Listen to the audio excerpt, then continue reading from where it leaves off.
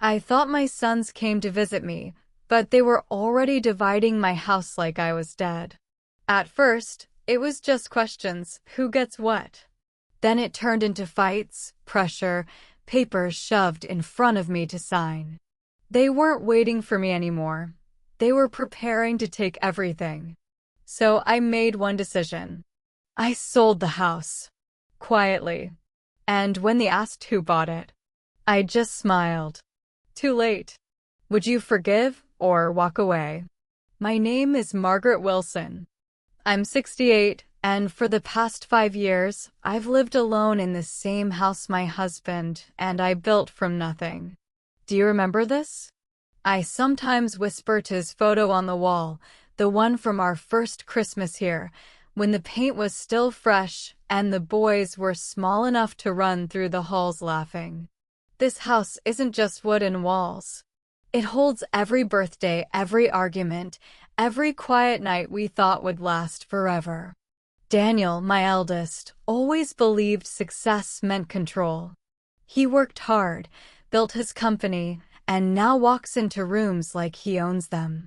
Kevin, my youngest, is different, softer once, but life wore him down. He drifts, struggles, and hides it behind a defensive smile. You always took his side, Kevin once told me. Daniel didn't answer. He never does when feelings get involved. I used to think raising them under this roof meant they would always feel connected to it and to each other. But lately, when I look at their faces, something feels off. Not anger exactly. Not yet. Just a distance I can't explain. And sometimes, late at night, I find myself staring at that same family photo and asking a question I never thought I would. Where did I go wrong? A few days after that thought first crept into my mind, Daniel showed up unannounced. He didn't knock the way he used to, just a quick tap before letting himself in.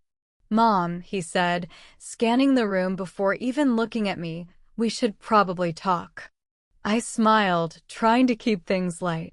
About what? He hesitated, then sat down like he was about to close a business deal. About the house, and what happens to everything later. The word later lingered in the air longer than it should have. I felt something tighten in my chest. "I'm still here, Daniel." "I know," he replied quickly, almost too quickly. "I just think it's better to plan ahead." Before I could respond, the front door opened again. Kevin walked in, slower this time, eyes narrowing the moment he saw his brother. "Of course you're here," he muttered. Daniel leaned back. "Funny." I was about to say the same thing. The room shifted. Not loud, not explosive, just a quiet pressure building. "What are you two talking about?" Kevin asked, though his tone suggested he already knew. "The house," Daniel answered. Kevin let out a short laugh. "Already?" Silence followed. Not empty, heavy.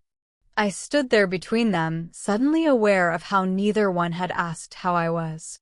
No hug. No warmth. Just calculation.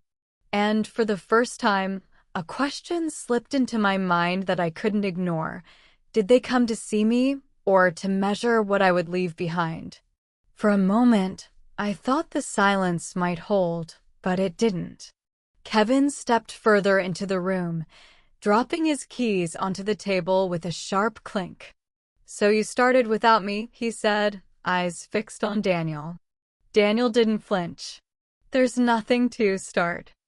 I'm just being realistic." He leaned forward slightly. "Someone has to." "Realistic?" Kevin let out a bitter laugh. "You mean calculating?" I opened my mouth, hoping to soften it. "Boys, this isn't necessary, it is."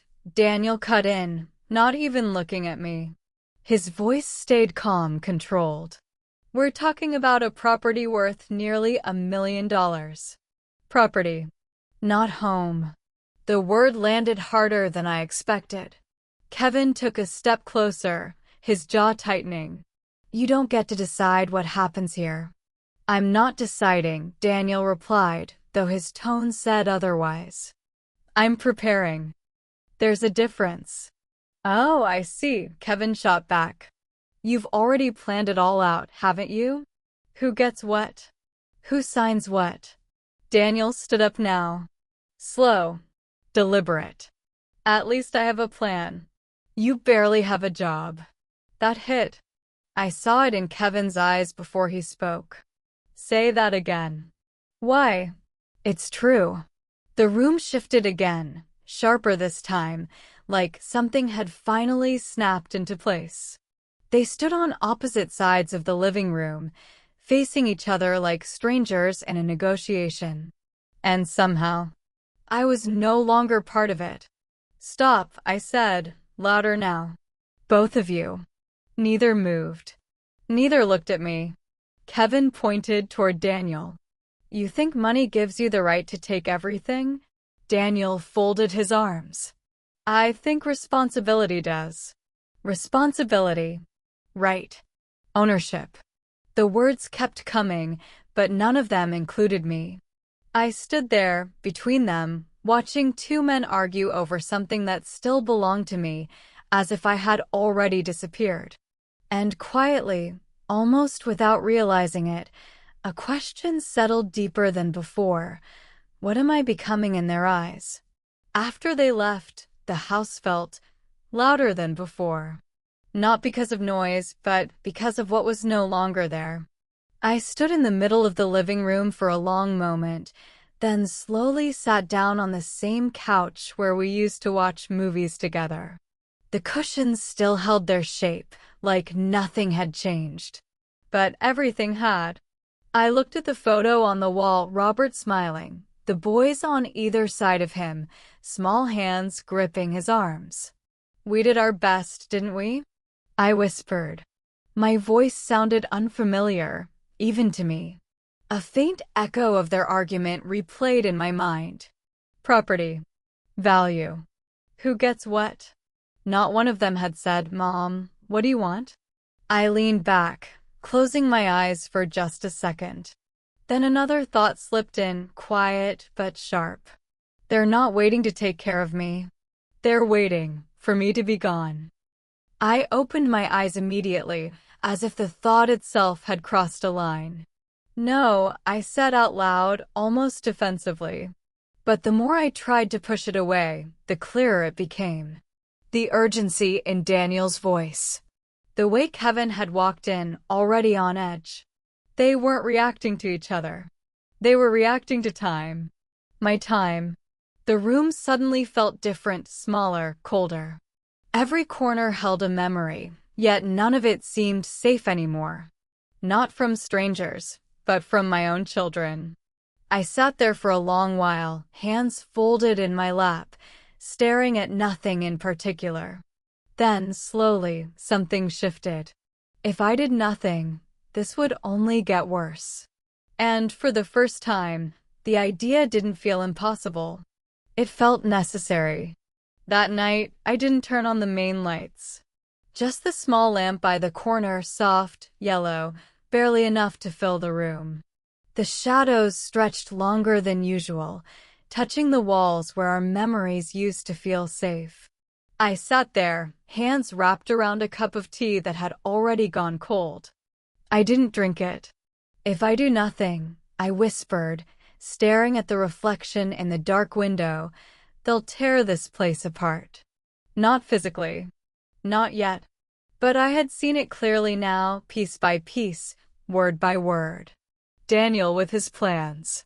Kevin with his desperation. Neither of them willing to step back. Neither of them seeing me. Another silence.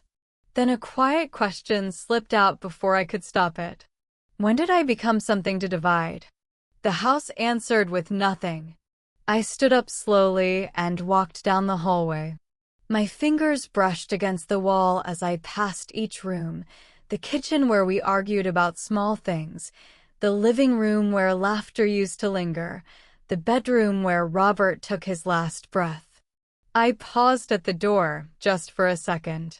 I won't let them destroy this, I said, more firmly now. A decision was forming. Not loud, not rushed, just steady. I went back to the living room, picked up my phone, and stared at the screen. My thumb hovered over a number I hadn't called in years. Mr. Harris, our family lawyer. I hesitated. One last moment. Once I said it, there would be no going back. I pressed call. He answered on the second ring. Margaret? It's been a while. Yes, I said quietly. Then I took a breath. I need to sell the house. Silence. Not surprise. Just wait. Are you sure? He asked. I looked around one last time at everything that had once meant safety. I am. Because if I didn't act first, they would. The next morning, my phone rang before I even finished my coffee. Daniel. I let it ring once, twice, then answered. Mom, have you eaten yet? His voice sounded softer than usual. Measured. Careful. I paused, glancing at the untouched toast on my plate. I was about to, I said. You should take better care of yourself, he added quickly. At your age, it's important. At your age. The words didn't feel like concern. They felt like timing. Later that afternoon, Kevin showed up with grocery bags in both hands. I brought you some things, he said, stepping inside before I could respond. Fruits, soup, things I used to cook for him when he was younger. He placed everything neatly on the counter, almost like he was trying to prove something. You shouldn't be doing all this alone. I watched him quietly. Since when do you worry about groceries? He hesitated, then forced a small smile. People change. Do they? That evening, Daniel called again. Mom, I was thinking, maybe I should come by more often. Help you organize things. Papers, finances. Just to make sure everything's in order. In order. I repeated the phrase in my head. Every gesture. Every word. It lined up too perfectly, like rehearsed lines in a script I hadn't agreed to be part of. I stood by the window, looking out at the darkening street, phone still in my hand. They're trying too hard, I murmured. Not caring. Performing. And for the first time, the realization didn't hurt as much as it unsettled me. Because now I could see it clearly. They weren't here for me. They were preparing for something else. And whatever it was, they didn't want to miss their moment. 2 days later, Daniel didn't call first. He showed up with a folder in his hand. I won't take much of your time, he said as he walked in, already heading toward the table like he belonged there. The folder landed with a soft thud. Too deliberate. Too prepared. What's that? I asked, though something in me already knew. Just paperwork, he replied, flipping it open. Crisp pages. Clean lines. My name printed neatly in black ink. It's a power of attorney. Temporary. Just in case something happens. Something happens. The phrase lingered again, heavier this time. I don't need that, I said, keeping my voice steady. Daniel didn't sit. He stayed standing, leaning slightly forward, one hand resting on the table. Mom, this isn't about what you need. It's about being responsible. He slid a pen toward me. Sign it. It just makes things easier. Easier for who? My eyes dropped to the paper. Legal terms. Clauses. Control transferred in quiet, formal language. My hand didn't move. Daniel, I said slowly, why now? He exhaled, a hint of impatience breaking through. Because we can't wait until it's too late. Too late. There it was again. The room felt smaller. The air tighter. I could hear the ticking clock on the wall, louder than before. I'm still capable of handling my own affairs, I said. I know, he replied quickly. This is just a backup. A backup that gave him everything. He tapped the paper lightly. Mom, please. Don't make this harder than it needs to be. Harder. I looked up at him, really looked this time. Not my son standing there, but a man trying to secure something before time ran out. They're not helping, I thought. They're positioning. My fingers hovered near the pen. For a second, I almost picked it up. Then I pulled my hand back. No, I said. And just like that, something in his expression changed. That evening, the house felt unusually quiet again, but not peaceful. The kind of quiet that listens back. I was in the hallway when I heard it. A soft rustling. Paper shifting. I stopped. It was coming from the living room. For a second, I told myself it was nothing. Just the wind. The old house settling. But then I heard it again, more deliberate this time. I walked in slowly. Kevin was standing by the table. My table. Drawers open. Papers spread out. He froze the moment he saw me. "What are you doing?" I asked. Too calm, even to my own ears. He blinked, then quickly gathered a few sheets, stacking them unevenly. Nothing. I was just looking for something. For what? A bill. Something from the bank. His voice didn't hold. I stepped closer. Close enough to see which papers he had touched. Old documents. Insurance. Property records. Not random. You could have asked me, I said. He let out a short breath, forcing a shrug. I didn't think it was a big deal. But it was. Not because of what he touched. Because of why. I watched him carefully. The way his eyes moved not at me, but around me. Measuring. Calculating. Just like Daniel. "Is this about the house?" I asked. Kevin didn't answer right away. That was the answer. "I just don't want anything unexpected to happen," he said finally. Unexpected. Another word for losing control. I nodded slowly as if I understood. But inside, something tightened further. They weren't waiting anymore. They were searching. And if they were searching, that meant one thing. They were starting to panic. And when people panic, they stop pretending. That night, I didn't wait. The moment Kevin went to bed, I walked back into the living room. The drawers were still slightly open, papers not quite in place. A small detail, but enough. I closed them one by one slowly, as if restoring order would somehow steady everything else. It didn't. I turned off the overhead lights again. Just the lamp. The same dim glow. The same long shadows stretching across the floor. This time, I didn't sit. I stood by the window, phone already in my hand. "No one can know," I murmured, almost instinctively. Not Daniel. Not Kevin. If they found out too early, they would stop me. Or worse, they would try to take control before I could finish. My thumb hovered over the contact again. "Mr. Harris." I pressed call. 1 ring. 2. "Margaret." His voice came through, calm but alert. "Is everything all right?" I didn't answer immediately.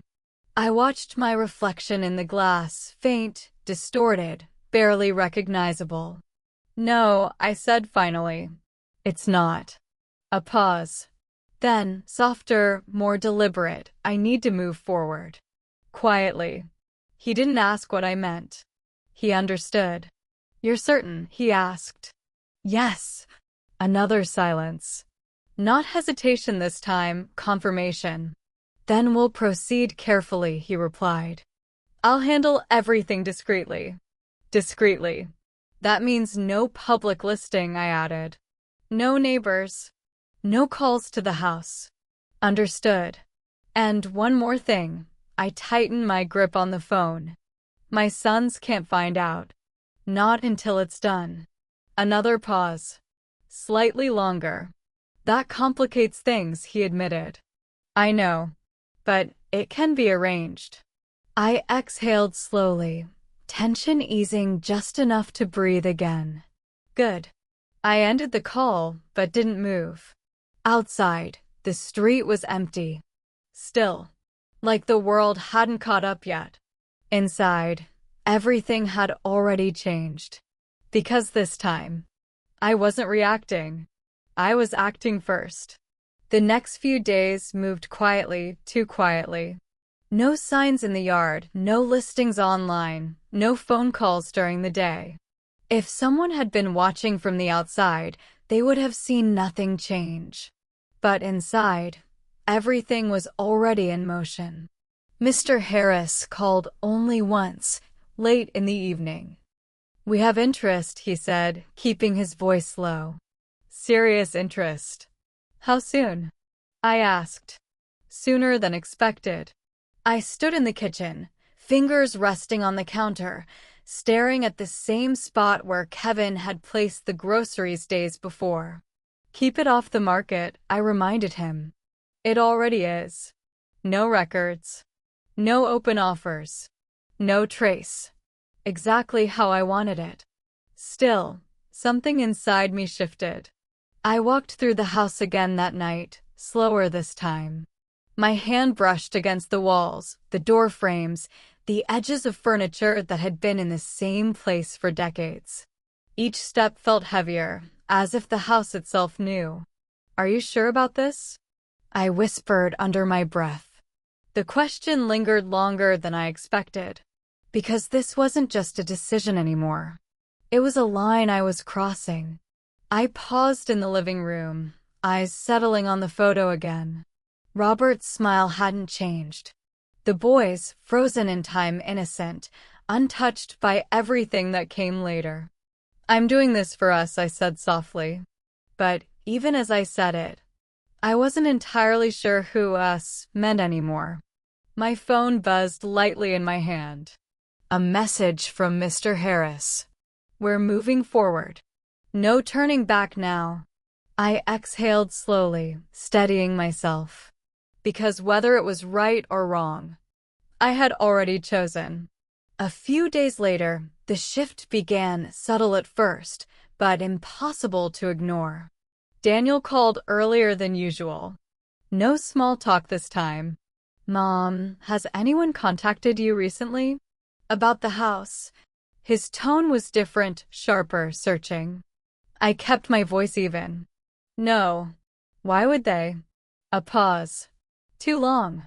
"Just checking," he said, but it didn't sound like he believed me. That afternoon, Kevin showed up again, but he didn't bring groceries. He walked straight in, eyes scanning the room the way Daniel used to. "Something's off," he muttered, almost to himself. "What do you mean?" I asked. He hesitated, then turned to me. "I stopped by the county office this morning." My chest tightened, just slightly. "They asked a strange question," he continued. "Something about ownership records being reviewed." Ownership. The word echoed louder than it should have. I crossed my arms gently, forcing a calm I didn't fully feel. "And?" Kevin studied me carefully now, not hiding it anymore. "Why would they be reviewing anything?" Before I could answer, his phone buzzed. He glanced at it, then frowned. "It's Daniel." He answered immediately. "What?" A pause. His expression changed. "You're sure?" Another pause. Kevin looked up at me slowly. "They've flagged something," he said, covering the phone slightly. "A transaction, or at least the start of one." The room seemed to shrink again. Not panic. Not yet. But closer.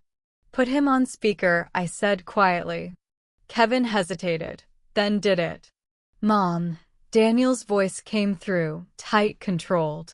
"We need to talk. Now." I looked between them, really looked this time. The questions. The timing. The pressure building underneath every word. They weren't guessing anymore. They were finding pieces. And if they were already this close, it wouldn't take long before they saw the whole picture. The next morning, I didn't wait for another call. I left early, before either of them could show up again with more questions. The drive felt longer than usual, even though I had taken this road for years. Every red light stretched just a little too long. Every turn felt final. Mr. Harris was already waiting when I arrived. "Margaret," he said gently, standing up as I walked in. "We can still take more time if you need." I shook my head. "No. If I wait, they'll stop me." He didn't argue. He simply nodded and turned the folder toward me. The contract. Clean. Official. Irreversible. I sat down slowly, my eyes moving across the pages. Legal terms, signatures, dates.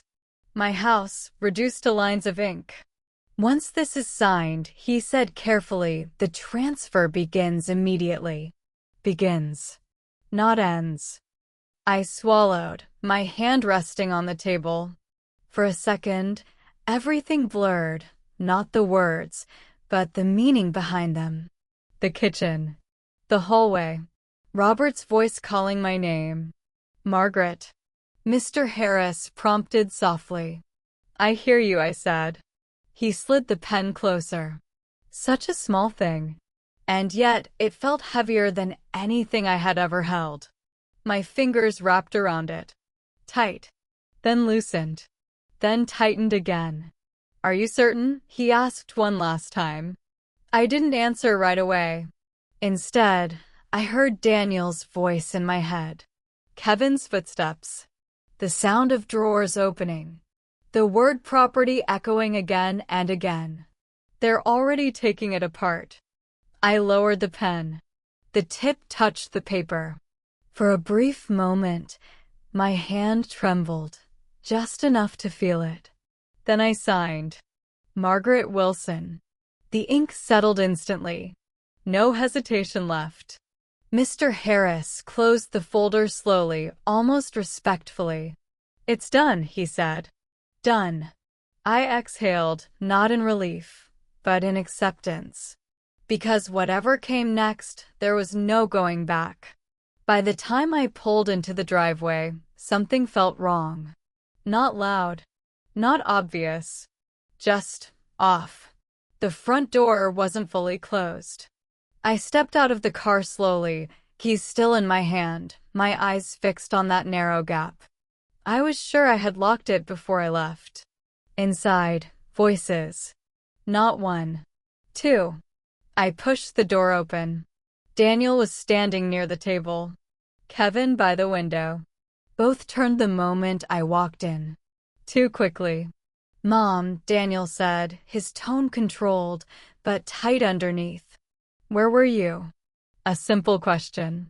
But not asked simply. "I went out," I replied, placing my keys down carefully. Kevin let out a short breath. "Out where?" I didn't answer immediately. Instead, I looked at them, really looked. The way they stood. The space between them. Not fighting this time. Aligned. That was new. "Why are you both here?" I asked instead. Daniel stepped forward slightly. "We asked first." Silence stretched. I could feel it pressing against my chest. Then he lifted a document. Not mine, but familiar enough. "We want to check something today," he said. "Just to be sure." My stomach tightened. Check what? Kevin moved closer now. Ownership records. There it was. Not a guess. Not suspicion anymore. Something closer. Daniel's eyes didn't leave mine. "There's activity, Mom." The word landed harder than it should have. Unusual activity. My fingers curled slightly against my palm. "Stay calm. I don't know what you're talking about." Another pause. "Too long." Kevin shook his head. "Don't do that." "Do what?" "Pretend." The air shifted again, sharper now. Daniel took another step. "We're not accusing you. We just want the truth." The truth. I almost smiled. "Why?" I asked quietly. That caught them off guard. For once, I continued, "Why does it matter to you?" Neither answered right away. And in that silence, I understood something clearly. They didn't know everything. Not yet. But they were close. Close enough to push. Close enough to break through. And as I stood there, facing both of them, one thought echoed louder than the rest. How much have they already figured out? The silence didn't last. Kevin was the first to break it, stepping closer, his voice sharper now. Mom, just answer the question. His eyes searched my face, not for comfort, but for confirmation. Is someone trying to buy the house? There it was. Not hidden anymore. I didn't respond right away. I could feel both of them watching me, waiting, measuring every second I didn't speak. Daniel exhaled slowly, then added, "We saw movement in the records. That doesn't happen for no reason." He tilted his head slightly. So what is it? A listing? A private offer. A private offer. Too close. I don't know what you think you saw, I said, keeping my tone even, but nothing is happening. Kevin let out a short, disbelieving laugh. Nothing? Then why now? Why are things being reviewed? Things get reviewed all the time, I replied. Not like this, Daniel cut in. Another step forward. Closer. Cornering. You're hiding something, Kevin said, more quietly now, but heavier. We can feel it. Feel it. I almost flinched at how accurate that sounded. Daniel's voice dropped lower. Mom, if someone is trying to buy this house, you need to tell us. Right now. Need. Not ask. Not request. Tell.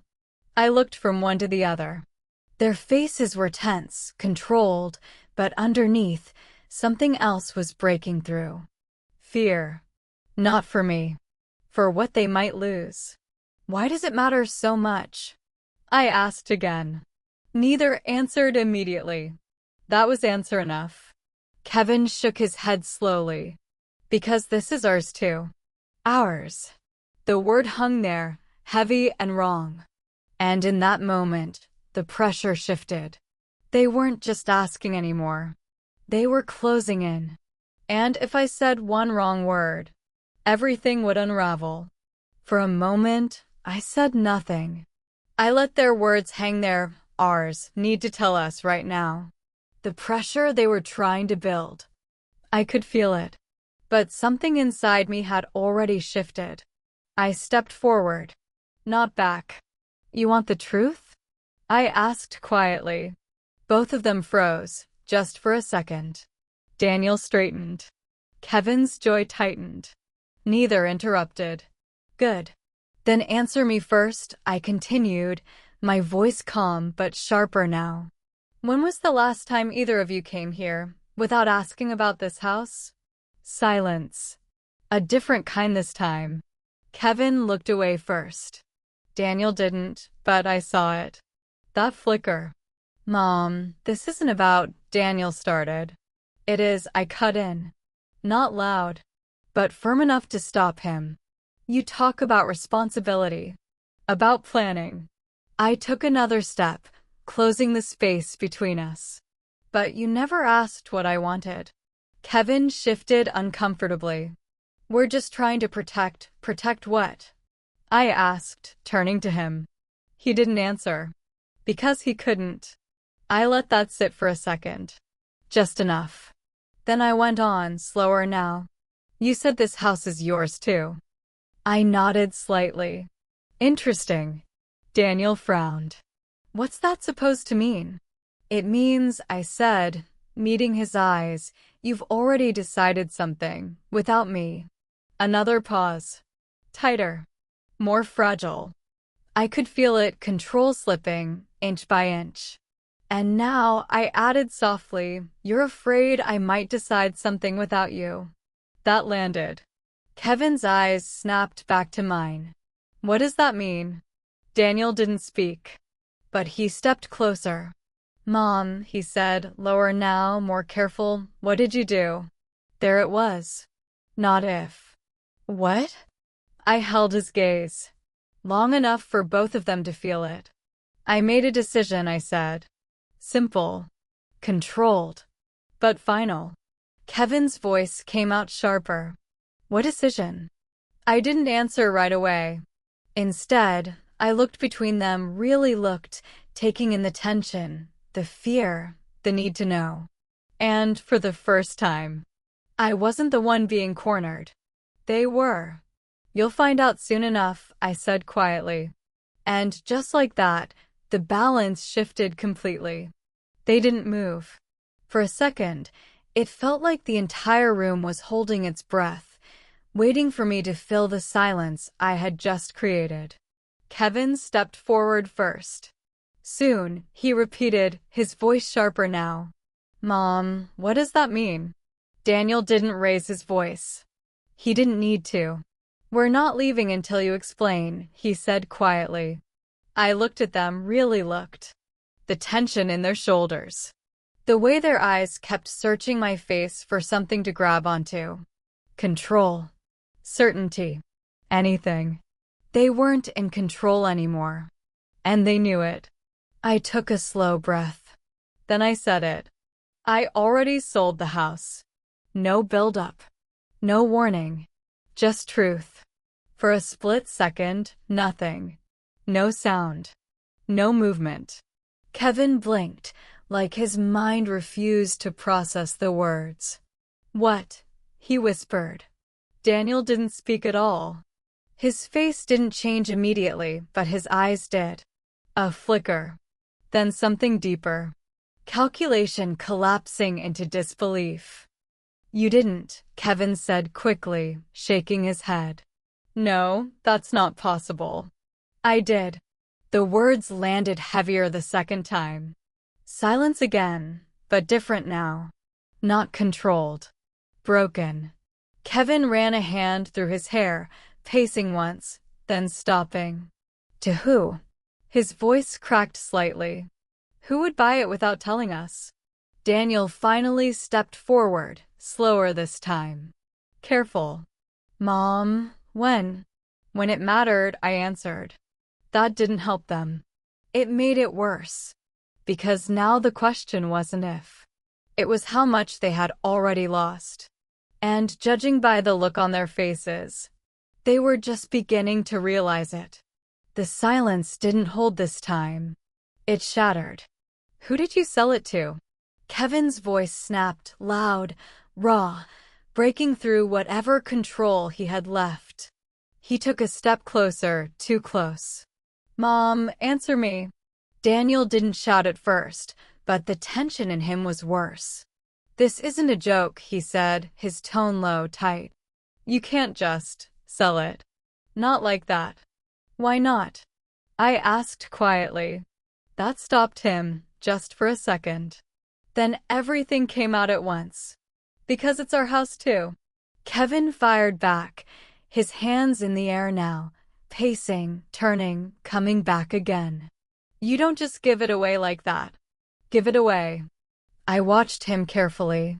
I didn't give anything away. Then who? He shouted again. Who? There it was. Not concern. Not confusion. Control slipping. Daniel finally lost it. Mom, do you even understand what you've done? His voice rose now, sharper, no longer measured. That property, do you know how much it's worth?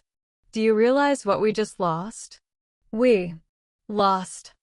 I felt something cold settle inside me. Kevin ran a hand through his hair, breathing uneven. This doesn't make sense, he muttered. You wouldn't do this without telling us. You wouldn't, I did, I said. Simple. Final. He stopped moving. Daniel stepped closer again, slower this time, like he was trying to regain control over something that was already gone. This can be fixed, he said quickly. We'll contact the buyer. Reverse the deal. There's always a way. A way. Always. Kevin nodded immediately. Yeah, we'll fix it. Just tell us who it is. I didn't answer. And that was when panic turned into something else. Rage. Because for the first time, they realized I might not help them anymore. Kevin was still waiting. So was Daniel. Both of them staring, pressing, demanding something I wasn't going to give. Tell us who bought it, Daniel said again, slower this time, each word controlled but heavy. We need to know. Need. I almost smiled at that. This can be fixed, he said quickly. We'll contact the buyer. Reverse the deal. There's always a way. A way. Always. Kevin nodded immediately. Yeah, we'll fix it. Just tell us who it is. I didn't answer. And that was when panic turned into something else. Rage. Because for the first time, they realized I might not help them anymore. Kevin was still waiting. So was Daniel. Both of them staring, pressing, demanding something I wasn't going to give.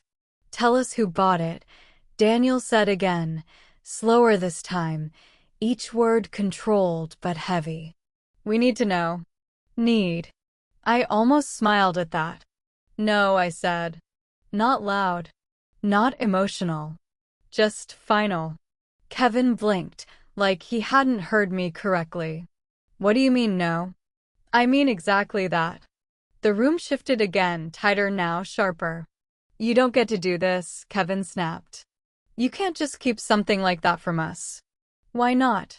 I asked, meeting his eyes. He opened his mouth, then stopped. Because there wasn't a real answer. Daniel tried a different approach. His voice lowered, almost persuasive. Mom, this isn't about control. It's about fixing the situation. If we know who it is, we can negotiate. Negotiate. Undo. Reverse. They were still thinking this was temporary. Still believing they had a way back. I shook my head slightly. There's nothing to fix. Kevin let out a frustrated breath, pacing again. Then at least tell us why you're hiding it. That question lingered longer. Because this time, it wasn't about money. I took a step back, creating space between us. Not retreating, just resetting the distance. Because it doesn't concern you anymore. That landed harder than anything else I had said. Daniel's expression changed, not loud, not explosive, but something colder. That's not true. It is. Silence. A long one. Heavy enough to feel. Kevin stopped pacing. You're serious, he said quietly. Yes. Another pause. And then Daniel asked, more carefully now, almost like he already feared the answer, when will we find out? I held his gaze. Soon. Not today. Not from me. And whatever they imagined in that moment, it wasn't even close. The next morning came too quickly. No one said much after that. Daniel left first, his expression unreadable. Kevin lingered a little longer, like he wanted to say something, but didn't. The house fell quiet again. But not for long. 3 knocks. Slow. Measured. I was already near the door when it happened. Not surprised. Just ready. I opened it. A man stood there in a dark suit, perfectly pressed, a leather folder tucked neatly under his arm. Not a neighbor. Not someone familiar. His presence alone changed the air. Mrs. Wilson, he asked. Yes. He gave a polite nod, then held out a document. I'm here on behalf of the new owner. New owner. Behind me, I heard movement fast. Kevin's footsteps first. Then Daniel. What is this? Kevin demanded, appearing beside me. The man didn't react to the tone. He simply adjusted the folder, calm, precise. We're here to begin the transition process. Transition. Such a clean word for something irreversible. Daniel stepped forward now, positioning himself slightly in front of Kevin. Protective or controlling? You'll need to be more specific. The man opened the folder, revealing neatly arranged papers. Contracts. Official stamps. Signatures already in place. Ownership has been transferred, he said. Effective immediately. The room went still again. Not confused this time. Cold. Kevin let out a short, sharp breath. Transferred to who? The man's eyes shifted briefly toward me, then back to them. I'm not authorized to disclose that information. Of course he wasn't. Daniel's jaw tightened. Then why are you here? To coordinate next steps, he replied. Steps. Already moving forward. Without them. And as I stood there, watching the two of them face something they couldn't control, I realized this was only the beginning of what they were about to lose. Daniel didn't step back. If you're not authorized to tell us who owns it, he said slowly, keeping his voice controlled, then you can at least tell us what kind of buyer we're dealing with. The man paused not long, but enough to shift the air again. A corporate entity, he replied. Kevin frowned. What does that mean? The man adjusted his grip on the folder. An investment company. The word investment landed differently. Not personal. Not emotional. Calculated. Daniel's expression tightened. So this isn't someone moving in. No, the man said simply. Kevin let out a short laugh, but there was no humor in it. Okay, fine. That's actually better. He glanced quickly at Daniel. Companies flip properties all the time. We can buy it back. Buy it back. Still thinking in control. Daniel nodded, faster now, his mind already moving. Exactly. What's their acquisition cost? We'll make an offer above market. That's how this works. The man didn't respond immediately. That hesitation, small but sharp, cut through the confidence they were trying to rebuild. I'm afraid it's not that simple, he said. Kevin's smile faded. What do you mean? The man opened the folder again, turning one of the pages toward them. Not fully, just enough to show structured plans, outlines, something more than a simple purchase. This company doesn't typically acquire residential properties for resale, he continued. Daniel's eyes narrowed slightly. Then what do they want it for? Another pause. Measured. Careful. They acquire land for development. Land. Not house. Kevin blinked. Development, as in what? The man looked at him directly now. As in, this property is no longer considered a home. Silence. Again. But this time, it wasn't confusion. It was the beginning of understanding. And it was already too late to stop it. Kevin stared at the document, his eyes moving too fast, trying to catch something, anything, that would make this smaller than it sounded. Development doesn't mean demolition, he said quickly, almost convincing himself. They could renovate. Rebuild. Keep the structure. Daniel didn't speak. He was still reading, slower now, more carefully. The man in the suit didn't interrupt. He just waited. That silence stretched long enough to become an answer. Daniel's eyes stopped on a single line.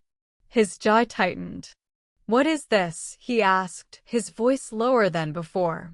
The man stepped closer, just enough to point, not touching, just indicating. Phase 1, he said. Kevin leaned in. Phase 1 of what? No one rushed to respond. Then the man said it. Demolition. The word didn't echo. It dropped. Heavy. Final. Kevin blinked once. Twice. No, he said immediately. No, that's not what that means. It means the existing structure will be removed, the man clarified, his tone unchanged. Removed? Kevin's voice cracked. That's our house. Daniel finally looked up, but not at the man, at me. Mom, tell me this isn't finalized. I held his gaze. Didn't answer. That was enough. Kevin stepped back, shaking his head, a hollow laugh slipping out. They're not serious. They can't just come in and tear it down. They can, the man replied calmly. The permits are already in process. Permits. Process. Everything already moving. Daniel ran a hand through his hair, pacing once, then stopping abruptly. How long? He asked. 30 days to begin preliminary work, the man said. 30 days. Kevin's eyes widened. That's it? That's all we have. Have. Still thinking there was time. Still thinking this could be stopped. But outside, beyond the walls they were trying to hold on to, something had already shifted. Because this was no longer a house waiting to be claimed. It was land, waiting to be cleared. For a brief moment, neither of them spoke. Then everything snapped back into motion. No, Daniel said quickly, almost cutting through the silence. No, we can fix this. He turned sharply toward the man, his voice shifting, no longer shocked, but urgent, calculated. What's the acquisition price? The man didn't answer immediately. Daniel took another step closer. Whatever they paid will go higher. 20% above market. Cash. Kevin nodded fast, latching onto the idea. Yeah, that's how this works, right? Companies don't hold on to houses. They flip them. Flip them. Still clinging to logic that no longer applied. They'll sell if the number is right, Daniel added, more confident now, like he was rebuilding control piece by piece. That's business. The man watched him quietly. Kevin turned to me, almost pleading now. Mom, just tell us who to call. We'll handle the rest. Handle. Control. Undo. I didn't respond. Daniel's voice sharpened again. We don't need much. Just a name. A contact. That's it. He paused, then added, lower, more intense. You don't have to be involved anymore. That line lingered. Not comfort. Replacement. Kevin stepped in closer. We can fix this before it goes too far. 30 days, right? That's enough time. Enough time. He was convincing himself now. Daniel nodded, already thinking ahead. We'll structure the offer properly. Immediate close. No contingencies. They won't refuse that. Won't refuse. The certainty in his voice almost sounded real. Almost. Because underneath it, something else was breaking through, faster now, harder to hide. Not strategy. Not control. Desperation. And the more they talked, the clearer it became. They weren't trying to win anymore. They were trying not to lose. The man let them finish. He didn't interrupt. Didn't react. He just stood there, watching the two of them build a solution that no longer existed. Then, calmly, he shook his head. I'm afraid that won't be possible. The words were quiet, but they cut clean. Daniel frowned immediately. You haven't even heard the numbers. I don't need to, the man replied. Kevin stepped forward, frustration spilling over. Every property has a price. Not this one. That landed differently. A small crack. Daniel's voice hardened. Then name it. Whatever they paid, we'll double it. The man's expression didn't change. The company has already declined offers. Offers? Kevin echoed. From who? From parties who attempted to intervene after the transaction began. After. Too late. Daniel's jaw tightened. So they've been approached before. Yes. And they said no? Yes. Silence again, but this time, it wasn't confusion. It was something heavier. Kevin laughed once, short and sharp. That doesn't make sense. No one turns down profit. They do, the man said, when profit isn't the objective.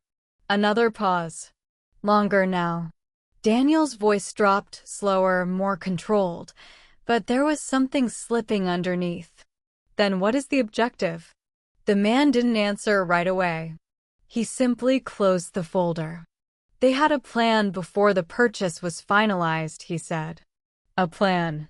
Already in motion. Kevin's eyes flicked toward me, then back to him. You're saying this was decided, before we even knew? The man met his gaze. Yes, that was it. Not a negotiation. Not a chance. They hadn't just lost the house. They had been outplayed before they even realized there was a game. For a moment, neither of them spoke. Then the blame found a direction. This is on you, Kevin snapped, turning sharply toward Daniel. You pushed this too far. Daniel's head turned slowly, disbelief flashing before it hardened into anger. Excuse me. You heard me, Kevin shot back, stepping closer. You came in here acting like you owned everything, trying to control it. This is what happens. Daniel let out a cold laugh, but there was nothing amused about it. I tried to control it? At least I was doing something. What were you doing? Waiting around for things to fall into your lap? That's not what this is about. No, it is, Daniel cut in, his voice rising now. You think you deserve half of something you've never contributed to. Kevin's face tightened. And you think money gives you the right to take all of it? I never said all, Daniel replied, but the hesitation gave him away. That's exactly what you meant. The space between them disappeared. 2 steps. Then 1. Close enough to feel the heat. I watched them, neither of them looking at me anymore. Not even pretending. You ruined this, Kevin said again, louder now, his hands shaking slightly. If you hadn't pushed for control, she wouldn't have done this. Daniel shook his head sharply. No. You did. You kept pushing, digging through her things like you were entitled to it. You made it worse. I was trying to understand what was happening. You were trying to get ahead. The words collided, overlapping, louder, faster.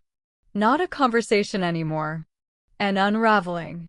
Kevin let out a frustrated shout, pacing, then turning back again. We could have handled this together. Daniel's response came immediately. We were never going to handle anything together. That landed harder than the rest. Because it was true. And in that moment, whatever was left between them, whatever connection they had once shared, finally broke. Not because of the house, but because there was nothing left worth holding on to. Enough. I didn't raise my voice, but it cut through everything. Both of them stopped. Not because they wanted to, but because something in my tone left no room to continue. I took a step forward, placing myself between them again. The same place I had stood before, only this time, it felt different. Look at you, I said quietly. They didn't respond. You're not even arguing about the same thing anymore. Kevin exhaled sharply. Daniel looked away for a second, then back at me. Mom, this isn't the point. No, I said, firmer now. This is exactly the point. I let the silence settle just long enough. Then I asked, slower this time, do either of you remember the last time you came here, just to see me? Neither answered. I nodded slightly. That's what I thought. Kevin shifted, uncomfortable. We've been here, you've been here, I corrected, but not for me. That landed. Daniel's jaw tightened. That's not fair. Fair? I repeated softly. You want to talk about fair now? I looked at both of them, really looked, taking in the frustration, the anger, the confusion. All this time, I continued, you asked about the house. The value. The future. A pause. Not long. Just enough. But you never asked me one thing. Their eyes stayed on me now. Waiting. What do you want, Mom? I held that moment. Then let it go. Because it never mattered to you. Silence. Heavier than before. Kevin looked down. Daniel didn't move. And for the first time, they weren't defending themselves. They didn't know how. You weren't worried about me, I said, softer now, but sharper underneath. You were worried about what would be left when I'm gone. No one argued.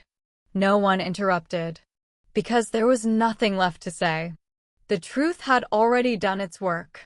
The sound came before the sight. Low at first. Distant.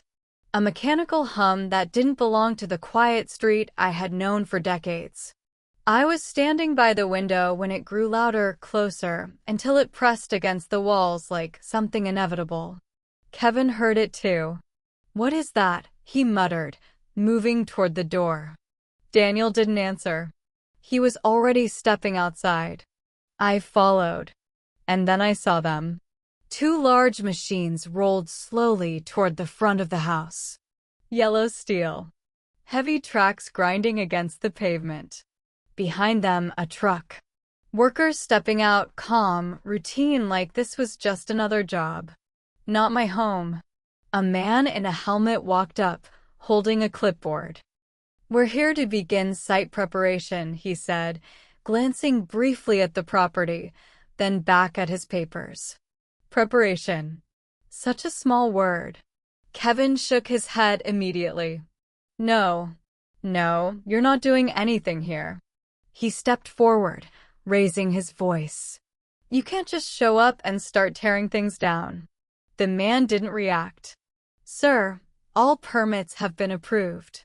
Approved? Daniel stood still, staring at the machines, his face drained of color. "It's starting," he said under his breath, like he was saying it to himself. The first engine roared louder. Closer. Kevin turned back to me, panic breaking through now. "Mom, say something. Stop this." I didn't move. The machine shifted position, its arm lifting slowly, deliberately, like it already knew where to strike. Metal against air. A pause. Then the first impact. A deep, crushing sound as the outer wall cracked under the force. Wood splintered. Dust rose instantly, filling the air, blurring the edges of everything that had once been familiar. Kevin flinched back. Daniel didn't. He just watched. And as the structure gave way, piece by piece, something else broke with it, not just the house, but everything they thought would always be there. The machine didn't stop after the first strike. It pulled back, slow, deliberate, then drove forward again. Another hit. This time, the corner of the living room gave way. The wall split open, exposing what had been hidden inside for decades. The couch. The frame where the Christmas tree used to stand. Pieces of a life, suddenly visible to strangers. Kevin let out a sharp breath. "Stop them," he shouted, turning in circles like there had to be someone to command, someone to answer. "You can't just, this isn't," no one listened. The workers moved with routine precision, guiding the machines, signaling calmly. To them, it was just structure. Just material. Daniel took a step forward, then stopped. His eyes were fixed on the opening, as if trying to hold on to something slipping through his hands.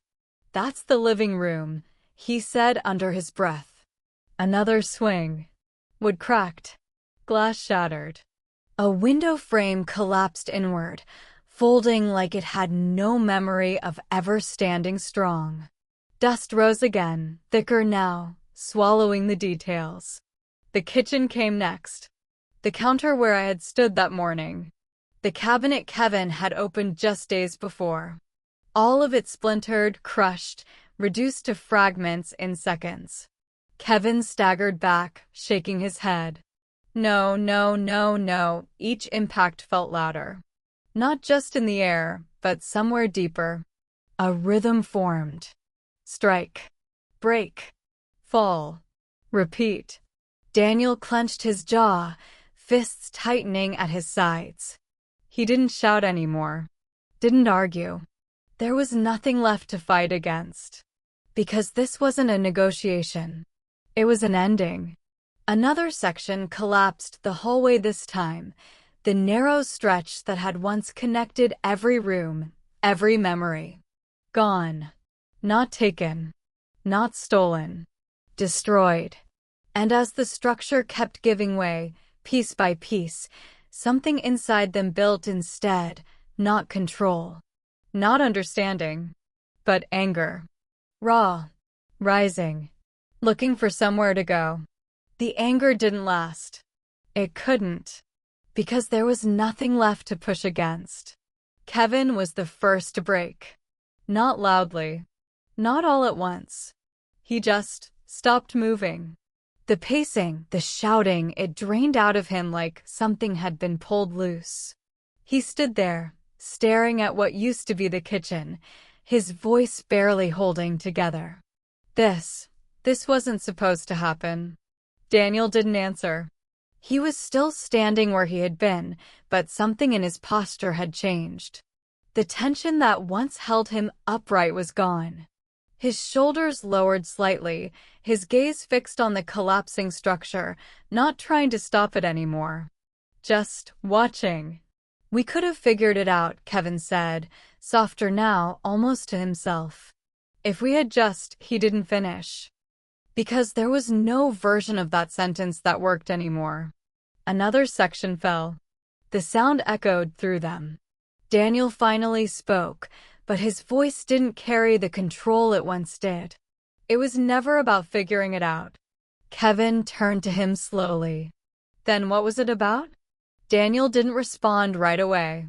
His eyes moved across the debris, the broken beams, the scattered pieces of what used to be walls. Then, quietly winning. The word felt empty as soon as it left his mouth. Kevin let out a hollow breath. Yeah. No argument this time. No defense. Just agreement. Too late to matter. They stood there in silence, side by side, but not together. Not anymore.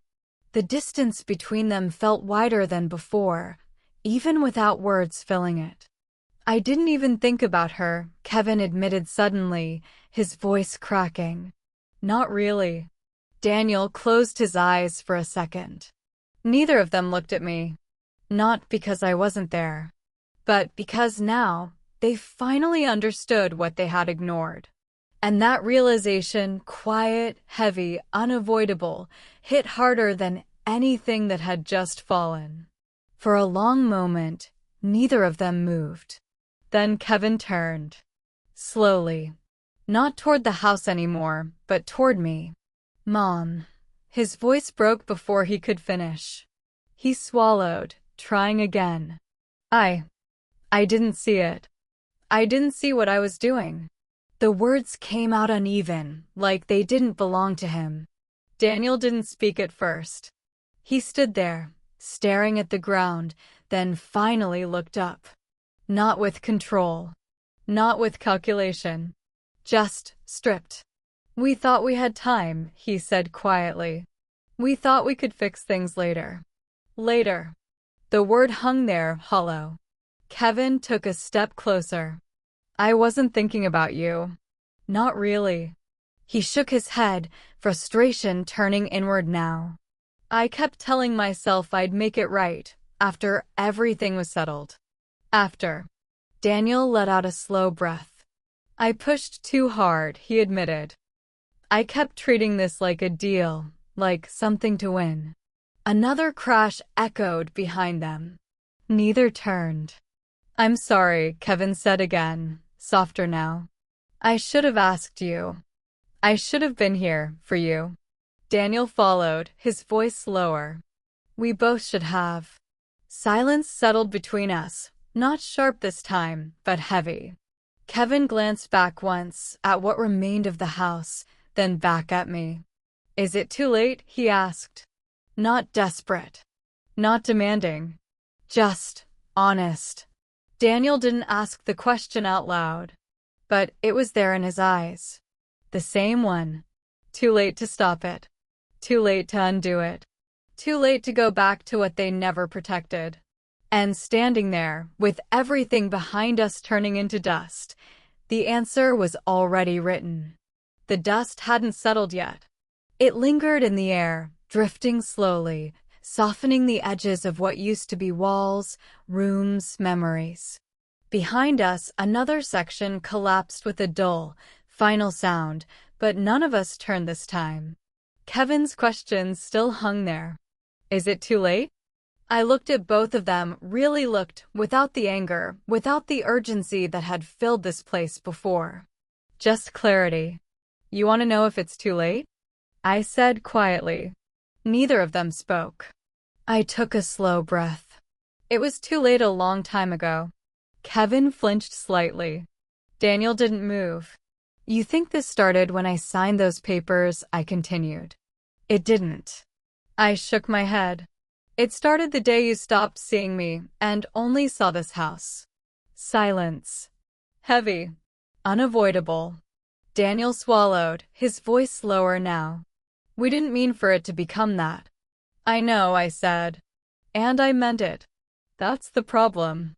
Kevin looked up, confusion mixing with regret. Then what should we have done? I held his gaze for a moment. Ask me, I said simply.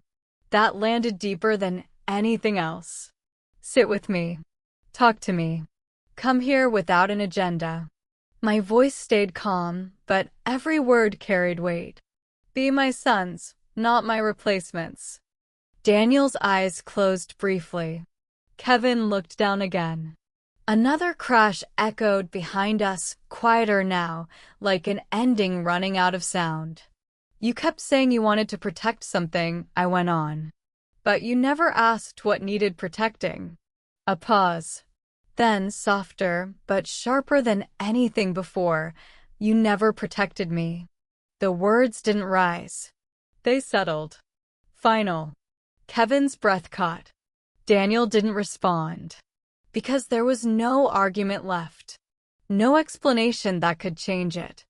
I glanced once toward the ruins behind us, then back at them. This house, I said, was never the point.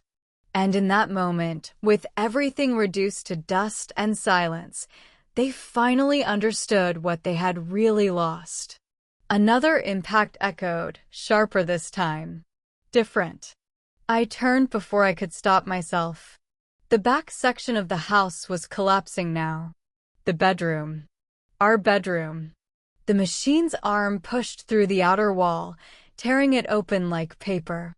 The frame splintered, wood cracking in jagged lines, and for a brief moment, just a second, the inside was exposed. The bed. Still there. The same position. The same angle toward the window where the morning light used to fall across Robert's face. Kevin inhaled sharply. Wait, Daniel didn't move. Neither did I. Because in that instant, it wasn't just a room.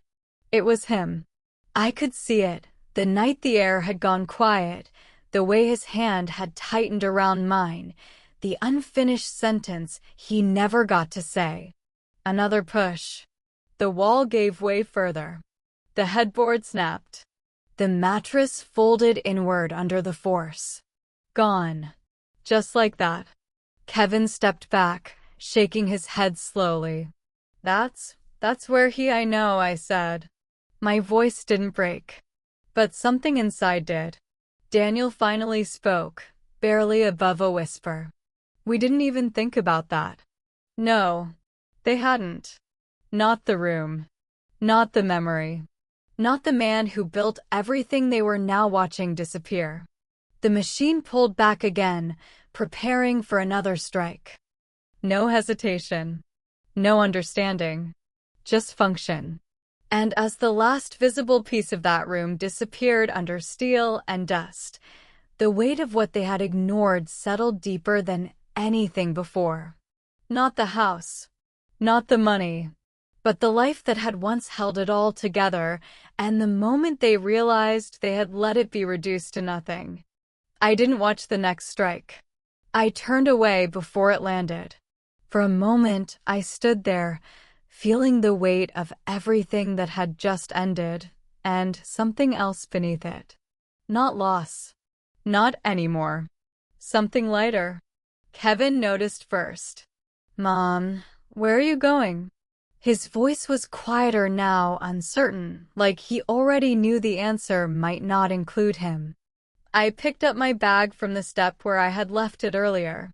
It felt strange in my hand, lighter than I expected. "I'm leaving," I said. Daniel frowned, taking a step forward. "Leaving where?" I looked at him, then at Kevin. Not with anger. Not even with disappointment. Just calm. "To a place where I don't have to defend my own life," I replied. They didn't speak. So I continued, softer now. "I've already arranged everything.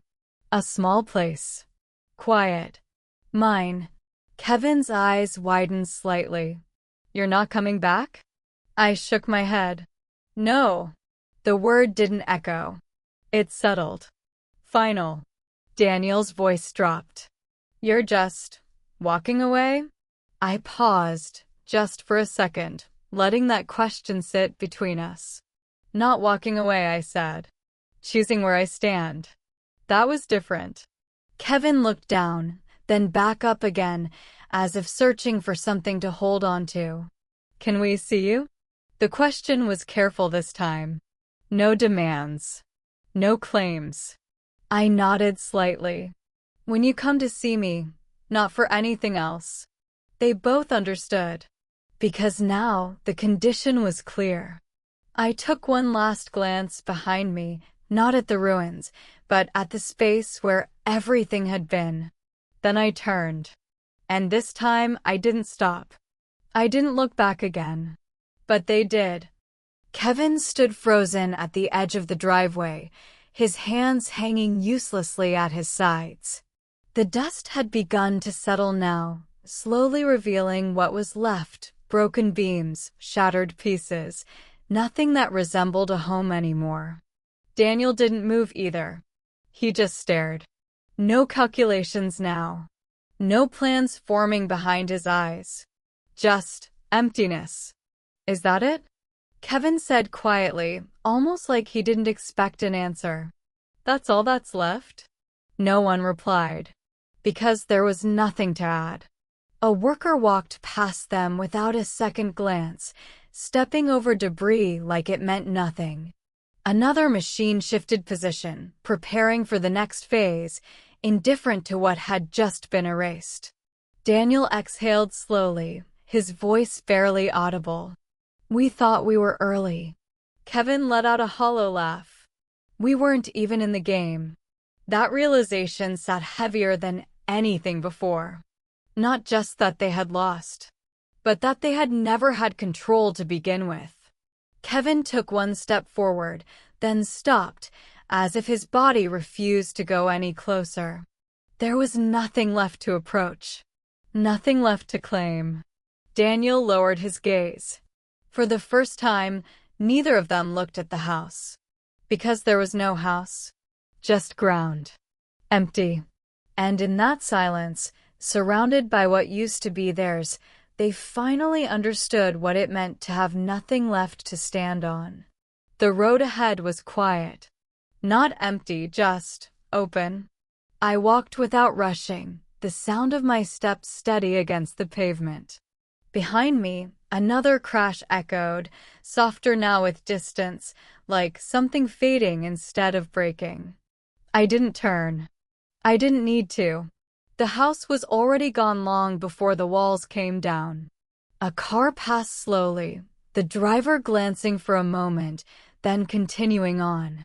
Life moving forward as it always does, without waiting for anyone to catch up. I adjusted the strap of my bag on my shoulder. It felt right there. Balanced. Mine. For the first time in a long while, there was no noise in my head. No arguments replaying. No questions left unanswered. Just a quiet space where something new could exist. "Are you okay?" A voice called from behind. I paused. Just for a second. Then I answered, without looking back. "I will be." And I meant it. The wind moved lightly through the street, carrying dust away, clearing the air little by little. The space behind me was being erased. The space ahead was being written. I took another step, then another. No hesitation. No weight pulling me back. And as the last sounds of the demolition faded into silence, something settled fully inside me, not loss, not regret, but peace. The kind that doesn't ask for permission. The kind you choose. And now, it turns back to you.